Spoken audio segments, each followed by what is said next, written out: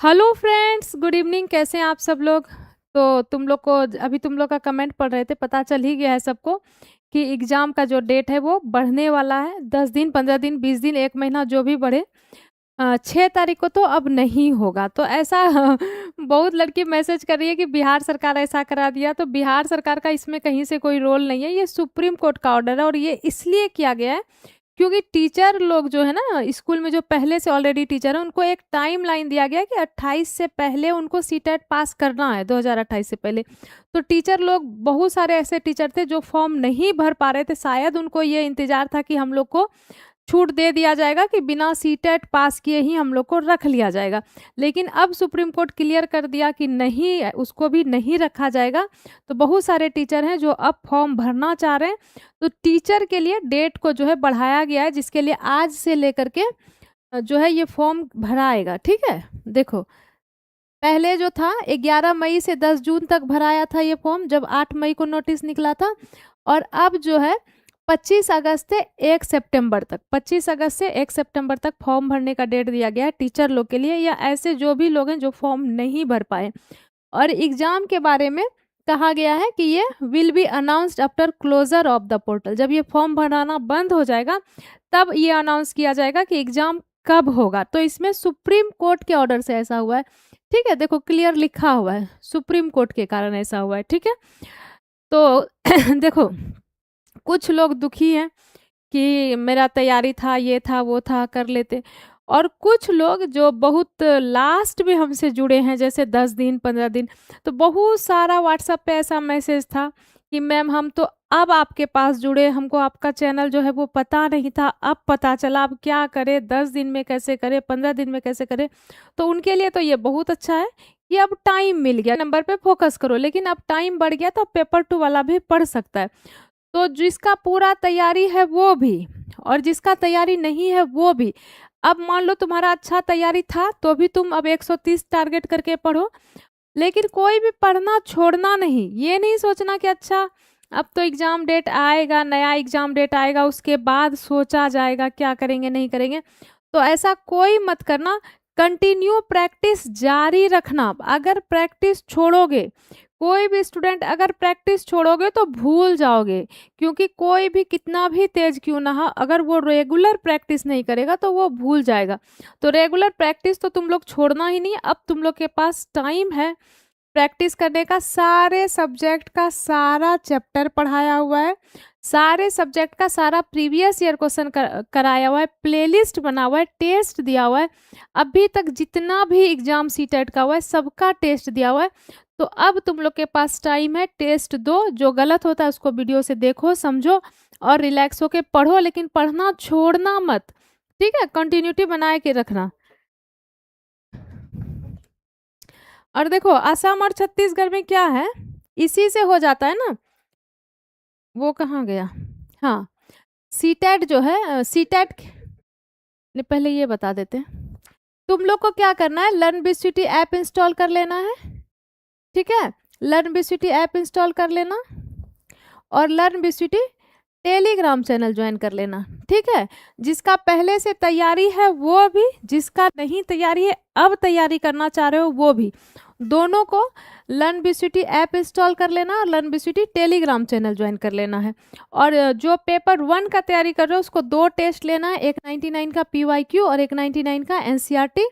और जो पेपर 2 का तैयारी कर रहे हो उसको भी 2 टेस्ट लेना, एक 99 का पीवाईक्यू और एक 99 का एनसीईआरटी। अभी तक जितना भी एग्जाम हुआ है 2011 से लेकर के 2026 तक, फरवरी 26 तक, सारा ही पीवाईक्यू जो है वो, टोटल पीवाईक्यू जो है वो तुमको मिल जाएगा सिर्फ 99 में। ठीक है, क्योंकि किसी भी एग्जाम का तैयारी कर रहे हो तो सबसे पहला जो जरूरी चीज है उसका प्रीवियस ईयर क्वेश्चन देखना। पहले सिलेबस देखना, उसके बाद प्रीवियस ईयर क्वेश्चन देखना। तो अब टाइम है, अब सारा प्रीवियस ईयर क्वेश्चन बनाओ। और जो भी प्रीवियस ईयर क्वेश्चन बनाने में गलत होता है वो सारा वीडियो मिल जाएगा यूट्यूब पर। 2018 से 2026 तक, क्योंकि 2018 के बाद जो है पैटर्न सेम चला आ रहा है। 2011 से 18 तक का पैटर्न अब आउटडेटेड हो गया, उस पर पूछता नहीं है। तो 2018 से 2026 तक जो तुम्हारा 60-65 PYQ है वो सारा दिया हुआ है, ठीक है। टोटल सारे सब्जेक्ट का सारा प्रीवियस ईयर क्वेश्चन दिया है, उसको बनाओ। जो गलती होता है उसको यूट्यूब पर देखो। देखोगे कैसे? मान लो हम किसी डेट का बनाए, जैसे एक देखो, एक बार एग्जाम हुआ था, कब कब हुआ है एग्जाम सीटेट का ये बता देते हैं, क्योंकि बहुत स्टूडेंट को नहीं पता होगा कि सीटेट का एग्जाम हुआ कब कब है। तो तुम्हारे पास जो इस पे अवेलेबल है वो, एक तो पहले दिसंबर 18, ठीक है, ऑफलाइन हुआ है, ठीक है। जुलाई 19, क्योंकि जो न्यू स्टूडेंट है और अब तैयारी करना चाह रहा है, उसको नहीं पता होगा कि सीटेट का एग्जाम हुआ कब कब है। उसके बाद दिसंबर 19, ठीक है। उसके बाद जनवरी 21, ये जो है ये ऑफलाइन है, ये 4 ऑफलाइन है, तो ये तो देखना ही देखना है डेट के साथ। उसके बाद दिसंबर 21 में जो हुआ है, दिसंबर 21 में 23 ऑनलाइन टेस्ट हुआ है। 23 दिन तक लगातार हुआ था ऑनलाइन, ठीक है। ये चारों जो है ये चारों ऑफलाइन है। दिसंबर 21 में 23 ऑनलाइन हुआ है। उसके बाद दिसंबर 22 में जो है, दिसंबर 22 में 22 या 23 इसमें भी ऑनलाइन हुआ है, ठीक है, ऑनलाइन। ये दोनों ऑनलाइन हुआ है, ये ऑनलाइन हुआ। उसके बाद फिर अगस्त जो है, अगस्त 23 में हुआ, ठीक है। अगस्त 23 में, अब ऑफलाइन का बता रहे हैं ये, ऑफलाइन अगस्त 23, ये भी जो है ऑफलाइन हुआ है, ये अगस्त 23 का, अगस्त 23 में हुआ, ठीक है। जनवरी 24 में हुआ, फिर जुलाई 24 में हुआ, फिर दिसंबर 24 में हुआ, और दिसंबर 24 के बाद फरवरी 24 में हुआ, फरवरी 26 में हुआ। क्योंकि बहुत सारा स्टूडेंट जो अब तैयारी करना चाह रहा है, ये सोच रहा है कि अब हम सीटेट का फॉर्म भर दें, तो उसको तो ये भी नहीं पता होगा कि पहले किस किस डेट में एग्जाम हुआ है, ठीक है। तो ये वो डेट है जिसमें एग्जाम हुआ है ऑफलाइन, ये 4 ऑफलाइन, और ये इधर कितना हो गया 5, ये 5 ऑफलाइन, 9 ऑफलाइन, और ये 23 ऑनलाइन दिसंबर 22 का, और 23 ऑनलाइन दिसंबर 21 का। तो पहले तो स्क्रीनशॉट आप लोग ले लीजिए इसका कि इस डेट में एग्जाम हुआ है, ठीक है।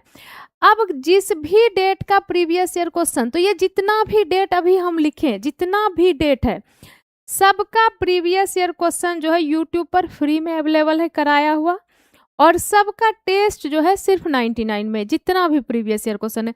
तो मान लो हम किसी डेट का बनाए, जैसे हम दिसंबर 18 का बनाते हैं या जुलाई 19 का बनाते हैं, तो अब उसमें मेरा 5 गलत हुआ, 6 गलत हुआ, या जो भी गलत हुआ, तो मान लो हम इसका CDP बना रहे हैं, तो हम क्या करेंगे, लिखेंगे जुलाई